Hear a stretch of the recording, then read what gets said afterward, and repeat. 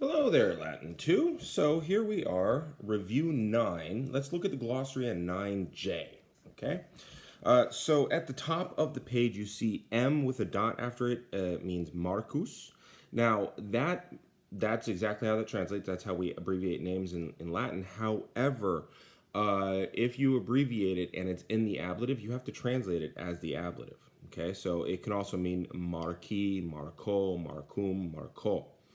So just be aware of that. So if it's during the consulships of these guys, it's actually Marco Cicerone and it's Gaio Antonione or Antonio. And by the by, the C stands for Gaius because you don't want to etch that extra little leg in there in stone. So that's really why the C stood for Gaius. But also, Gaius and Caius are basically the same sound in the back of your throat. Avunculus, avunculi. Okay, this is obviously where you get uncle. It's also where you get the word avuncular, which means like jovial, happy, that kind of thing. So it's your maternal uncle. So your patrus is your uncle on your father's side. Your avunculus is your father on your mother's side. And that totally matters because inheritance laws took those things into account. It was a patriarchy. Conjuratus, conjurati. This is a conspirator. Notice the I could turn into a J and you have conjurer, right? So one who brings things together, okay? So it's a conspirator, someone who joins you. It's also a fellow oath taker, but in Rome, you didn't take an oath unless it was to create a conspiracy. Kind of a weird negative society. Heres, heredis, this is masculine because it's a patriarchy.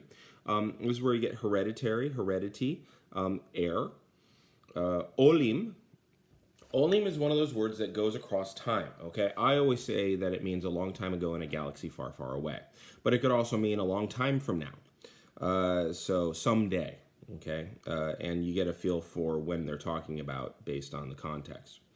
Exercitus, exercitus. This means army. These are people who are exercised. They go through military exercises. Populus, populi.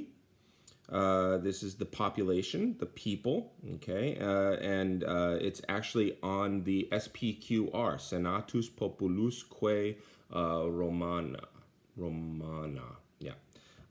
So the Senate and the Roman population, or is it Romi? I always forget what that R is.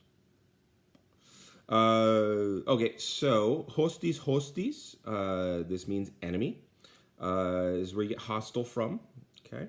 Res publica means the republic. Later on, the emperors would still call it the republic. It's nice to keep words the same because then you can keep lying to people about what's going on, right?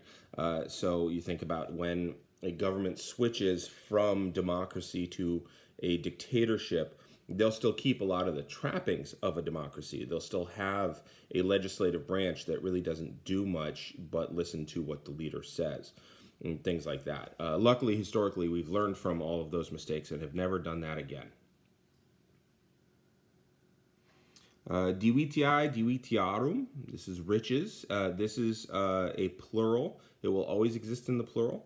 It's kind of like bona is your goods, and that's a neuter plural. This is a feminine plural. Okay, it's your riches. It's think of Scrooge McDuck's Tower of Gold, right? Utse consulem crearet.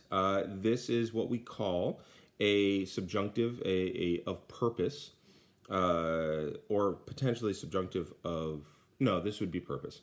And that's something you're going to learn probably about 8 chapters from now. So for right now, take it as the gift that it is. Contra, once again, means against. Conjungo, conjungere, conjunxi, conjunctum means to join. Now, the kind of joining is context specific. If it's 2 people on their wedding night, it's that kind of joining. If it's combining 2 armies, it's that kind of joining. If it's putting together an ending to the stem of a verb, it's that kind of joining. Because this is where you get, and it's jungo, jungera, which is to throw, and then con means together. So to throw together, to join. Proelium, proelii, this means battle, as always. Debello, debellare, debellavi, debellatum means to defeat, to de-warify someone. Imperium, imperii can mean power, it can mean empire, it could even mean the throne or the crown. It could mean the sovereign right to rule. It's context specific. Let's see. Aegyptus, Aegypti. This means Egypt, and notice that it's feminine because most places are feminine. Even though this is a second declension noun, keep in mind it's a foreign word. And that's where we're going to stop right there for the glossary. What I want you to do is go ahead and do review 9I and 9H. Okay? And that is right there on the previous page. For 9I, do an infinitive tree instead of what they're telling you. Okay? Do an infinitive tree for each of the following verbs. The whole infinitive tree.